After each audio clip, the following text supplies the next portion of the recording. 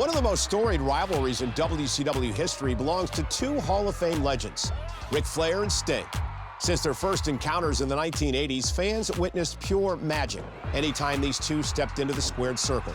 Sting, to be the man, you have to beat the man. And by the summer of 1990, the Nature Boy and the Stinger were ready to take their game to the next level.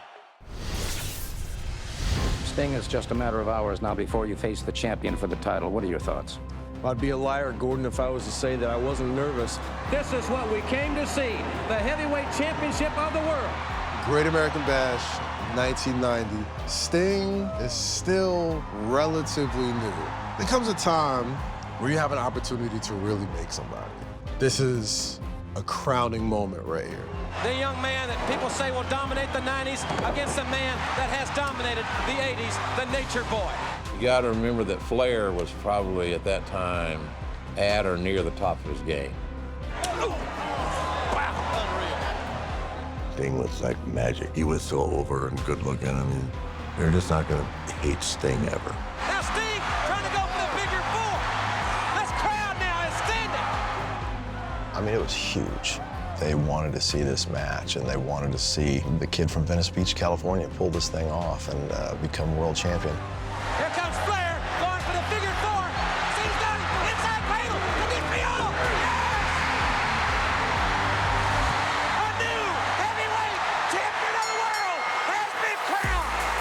Sting has upset Ric Flair to win the heavyweight championship of the world. It meant so much, you know, and I became the champion for the very first time, and it was a great, great night, great memory. It's a big accomplishment for the Stinger in his short career. Thank you very, very much. 2 years later, Sting was again set to square off in a World Heavyweight Championship match, this time against the man called Vader. But due to injury, Sting was unable to compete. In his place, former Florida State Seminole football standout Ron Simmons, who stepped into the spotlight for a golden opportunity to become an indelible part of WCW's history books. And so it will be, ladies and gentlemen, Ron Simmons with the luck of the draw. Early 90s, didn't see a lot of black men fighting for the world championship. And we are ready to go. The World's Heavyweight Championship is on the line here. Although we didn't speak about it openly, Ron and myself, we understood the importance of the night. There was a buzz.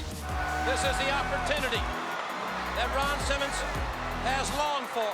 Everyone in this business strives to become a WWE champion. Vader to the corner. He's got it down. He's got it down on his backside. Then Ron Simmons opening up with a power. The match is rolling along, and, you know, they're having a good, solid, hard-hitting match, and then all of a sudden, out of nowhere, And Simmons, he's got him in a power slam. He's got him in a power slam. He's got it. Simmons got it. Simmons has won the match. Simmons is a champion. Simmons has won the world title. Became the first African-American world champion in the history of professional wrestling.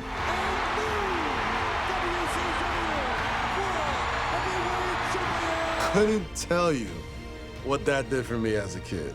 But there's a kid in the front row who's also a young black kid who loses his mind.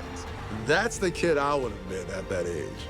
That's what you strive to get to in this business, is the top, and that is becoming champion. When it happened to me, it was the top of the world. All those long, hard hours in the gym, traveling on the roads, man, it finally paid off.